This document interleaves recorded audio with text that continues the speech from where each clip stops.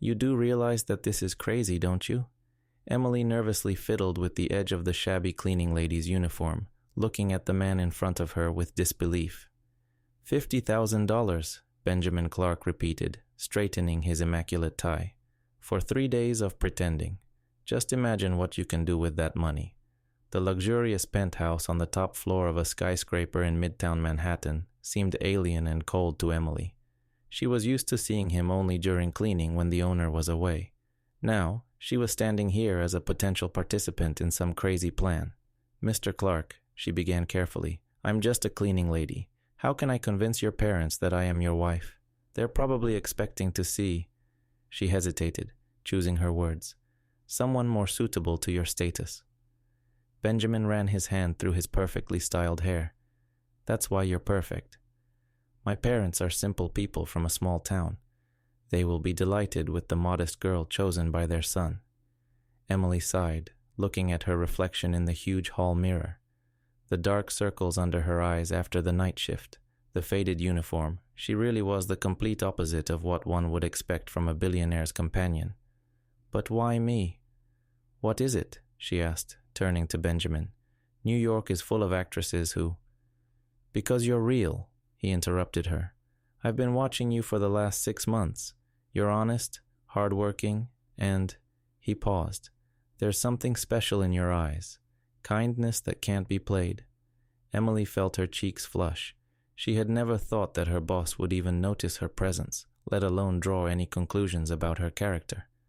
But your parents, after all, they will want to know the story of our acquaintance, the wedding. I've thought of everything. Benjamin took out a small velvet box from his jacket pocket. We only need to convincingly play the happy couple during their visit.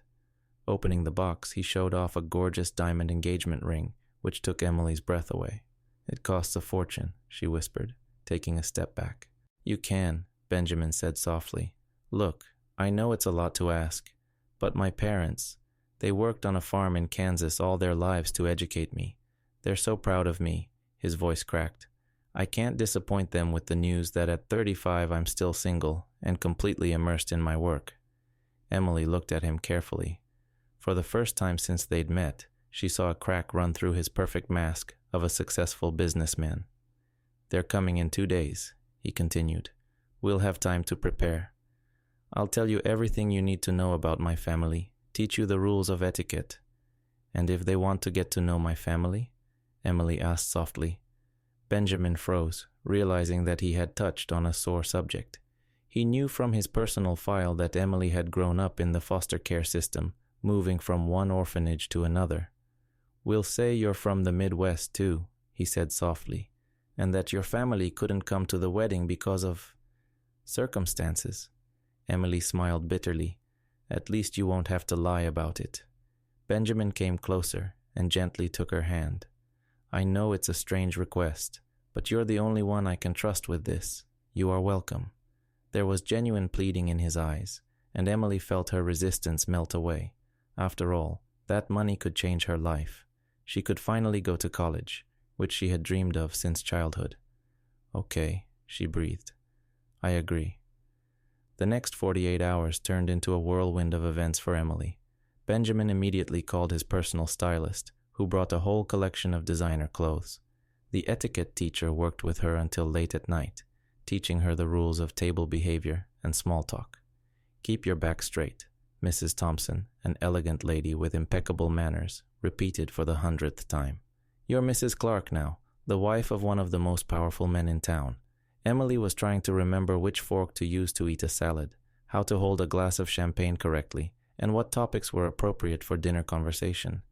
Her head was spinning from the abundance of information. Don't worry so much, Benjamin said, noticing her confusion during another lesson. My parents do not attach importance to all these conventions. Just be yourself. By yourself? Emily asked. The one who mopped the floors in your penthouse yesterday. Benjamin suddenly frowned. Stop underestimating yourself. You're much more than just a cleaning lady. I've seen you reading books during your lunch break. Classical literature, philosophy. Not many businesswomen I know can boast of such a broad outlook. Emily looked at him in surprise. She had no idea that he noticed such details. Books were the only friends at the orphanage, she confessed quietly. They helped me dream of a better life. For a moment there was silence between them, filled with some new, unexpected understanding. Now go try on the dress I chose for meeting my parents. Benjamin broke the silence first. It's in the dressing room. Emily headed in the indicated direction, feeling her heart beating violently. She wasn't used to such attention and care, even if it was just part of the performance. Emily opened the closet door and stood in the doorway. A room the size of her apartment was filled with clothes of all possible styles and colors, but in the center, on a special hanger, it hung, a sea-green dress, simple and elegant. With trembling hands, she took it off and brought it to her. The fabric flowed like water, gently shimmering in the light of the built-in lamps. "Is everything okay?" Benjamin's voice came from outside the door. "Yes, I am. I'm going to change," she replied, still not believing that she would be wearing such a beautiful thing. The dress fit perfectly, as if it had been created especially for her. Emily turned to the mirror and didn't recognize her reflection. A tired girl in a worn uniform disappeared somewhere. Instead, an elegant stranger with a straight back and proudly raised head was looking at her. "May I come in?" Benjamin asked after a gentle knock. Emily took a deep breath. The door opened, and she saw Benjamin standing in the doorway. His eyes widened, and the hand holding the doorknob visibly tensed. "Is something wrong?" Emily asked, nervously tugging at her dress. "I look ridiculous, don't I?" Benjamin slowly shook his head without taking his eyes off her. "You look amazing." Emily felt her cheeks flush. There was something in his voice that made her heart beat faster. "Really? What is it?" she asked softly, still not believing in the sincerity of the compliment. "Really?" he replied firmly, taking a step forward. "You know, I'm starting to think that this idea of pretending might be..." Suddenly, he was interrupted by the ringing of the phone. Benjamin took out his mobile phone, looked at the screen, and paled. "They're already in town." "What?" Emily clutched her throat in panic. "But they weren't supposed to arrive until tomorrow." "We decided to make a surprise," he muttered, looking at the phone. "They're on their way here. They'll be there in half an hour." Emily felt the room begin to spin. "I'm not ready." We didn't have time to discuss all the details. I do not even know where we met, according to the legend. Benjamin resolutely approached her and took her by the shoulders. "Listen to me. You can handle it. We met in the library. You were reading Jane Austen. I fell in love with your sincerity and kindness. We got married 3 months ago, in a modest ceremony." "In the library?" Emily asked, trying to calm her breathing. "Why there?" "Because it's plausible," Benjamin smiled softly. "You really like to read, but I do. I really noticed you at the book." Their eyes met, and for a moment, Emily thought she saw something more in his eyes than just gratitude for his help. The sound of the doorbell startled them both. "They're here," Benjamin whispered. "Ready?" Emily took a deep breath and nodded. He held out his hand to her, and she put her fingers in his palm. They walked together to the front door. "Remember," he said softly before opening it, "just be yourself." There was an elderly couple standing outside the door, simple, good-natured people who didn't look at all like the billionaire's parents. Mrs. Clark, a short woman with kind eyes, immediately hugged her son. Mr. Clark, a tall man with a tanned, wrinkled face, patted his son on the shoulder. Then they both looked at Emily. "And this must be..." Mrs. Clark began. "My wife," Benjamin said firmly, putting his arm around Emily's waist. "This is Emily." There was a short pause. Emily felt her heart jump out of her chest, but before she could say anything, Mrs. Clark stepped forward and hugged her tightly. "My dear, we finally met." "I'm very pleased to meet you," Emily murmured, feeling her fear melt away from the sincere warmth of this woman. Mr. Clark smiled too. "Benny never told us how beautiful you are." "Come in." Benjamin motioned his parents into the living room. "You must be tired from the journey." "Oh, not at all," Mrs. Clark exclaimed, looking around. "We are so excited to finally see how our boy lives, and let's get acquainted with his chosen one."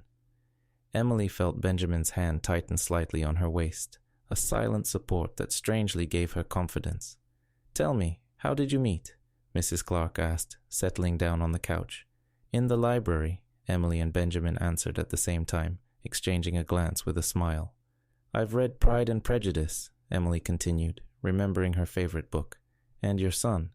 I was looking for a book on economics, Benjamin said, but I found something much more valuable. Mrs. Clark pressed her hands to her chest. It's just like the books you read when you were a kid, Benny. Emily looked at Benjamin in surprise. She couldn't imagine him reading novels. Mom, he muttered sheepishly, and his cheeks turned slightly pink. Oh, he was such a dreamy boy, Mrs. Clark continued, turning to Emily. He always said that he marries only for great love, as in the books. Really? Emily felt something tighten in her chest. He has never shown this side of his personality. Come on, Mom. Benjamin tried to change the subject. Can we have lunch? I ordered dinner from the best restaurant. At dinner, the conversation flowed casually. Mrs. Clark told stories from Benjamin's childhood that made him blush and try to hide a smile. Mr. Clark talked about the farm, the new crop, and the neighbors. Emily was surprised to find that she didn't have to pretend to be interested. She really enjoyed their company. These people radiated such warmth and sincerity that she had rarely seen in her life. "And where was your wedding, dear?" Mrs. Clark asked suddenly. Emily was taken aback for a moment, but Benjamin came to the rescue. "We held a modest ceremony in the botanical garden, only the closest ones." "It's a pity you didn't invite us," sighed Mrs. Clark. "We didn't want to bother anyone," Emily muttered, feeling the color rise to her cheeks. "It was a very spontaneous decision." "When you love, sometimes you don't want to wait," Benjamin suddenly said, looking at her with such tenderness that it took her breath away. Mr. Clark nodded understandingly. "I remember how your mom and I couldn't wait to get married either." They ran away right in the middle of the harvest. "Dad," Benjamin laughed, "you've never told that story." "Because you were never ready to hear it," Dad winked. "And now that you have your own love story." Emily felt her heart skip a beat. A love story, if only it were true. After dinner, Mrs. Clark insisted on helping clear the table, despite Emily's protests. They were left alone in the kitchen while the men discussed something in the living room. "You know," Mrs. Clark said softly, putting the dishes in the dishwasher, "I've never seen my son so happy." Emily froze with a glass in her hands. "He looks at you like you're the most precious thing in his life," the woman continued. "I was always afraid that work would replace his real feelings, but now I'm calm." Emily felt a lump rise in her throat. She didn't deserve this kindness, this trust. It was all a lie. "Mrs. Clark, Emily began, unable to bear the weight of deception any longer. "Call me Mom, dear," the woman gently interrupted her. "You're part of our family now." Emily felt a treacherous tear roll down her cheek. She had never known a mother's love, and now this woman was offering her what she had dreamed of all her life. But it was based on a lie. At that moment, Benjamin entered the kitchen. When he saw Emily's tears, he anxiously took a step towards her. "Oh, those are tears of happiness," Mrs. Clark said hurriedly, hugging her daughter-in-law. "Really, dear?" Emily could only nod, not trusting her voice. Late at night, when Benjamin's parents went to the guest bedroom, Emily and Benjamin were left alone in the living room. "You were great," he said softly. "They're completely fascinated by you." "Your parents are wonderful people," Emily replied, looking out the window at Manhattan at night. "They don't deserve to be deceived like that." Benjamin came closer. "Emily, listen." "No," she shook her head. "I can't do this. Your mother talked to me about love, about family.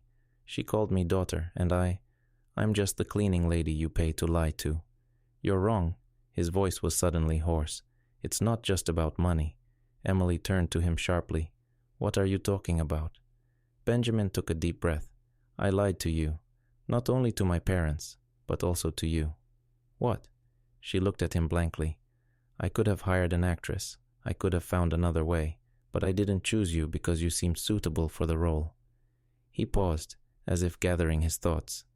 "I chose you because I haven't been able to think of anyone else for the last 6 months. I used to come to work early every morning to see you reading in the lobby before your shift started." Emily felt the ground give out from under her feet.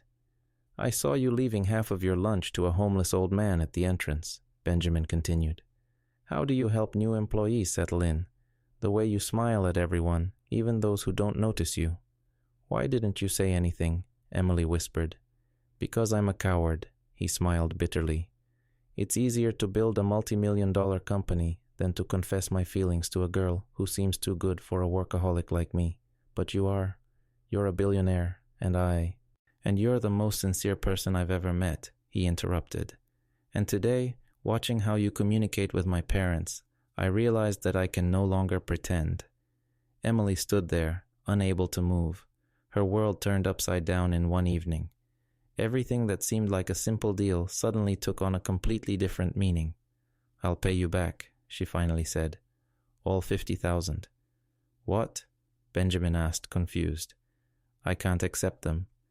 Not now, when... She paused, not knowing how to finish her sentence.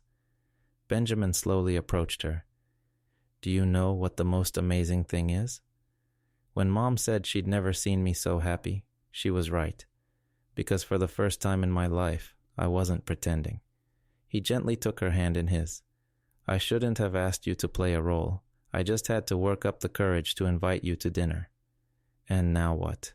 Emily asked softly, looking at their joined hands.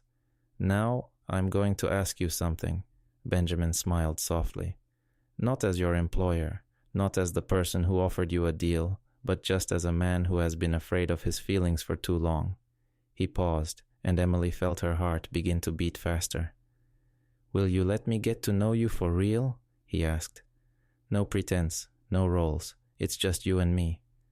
Emily looked up, meeting his gaze. There was the same sincerity in him that she saw when he talked about his parents. What about your parents? What is it? She asked. What are we going to tell them? The truth, Benjamin replied firmly. That I fell in love with an amazing girl, but was too stupid to admit it right away. That he came up with a ridiculous plan that helped me understand the most important thing. He gently touched her cheek. They always understood me better than I did myself. Emily felt warmth spreading through her body. All her life she dreamed of a real family, of love, of acceptance. And now that it was all so close, she was afraid to believe in the reality of what was happening. I do not know what to say, she whispered. Tell me you'll give me a chance, Benjamin said softly. That you will let me prove to you that all this is not just a beautiful fairy tale. Emily felt a smile slowly blossom on her face. Do you know what the funniest thing is? I noticed you a long time ago too. When you stayed late at the office, I saw you feeding stray cats in the parking lot. Now it was Benjamin's turn to raise his eyebrows in surprise. He smiled sheepishly. I thought no one knew about my little weakness. And I also saw you helping an elderly cleaning lady carry heavy buckets to the elevator when you thought no one was watching, Emily added. That's when I realized that you are not at all what you want to appear. We were both pretending, weren't we? Benjamin laughed softly.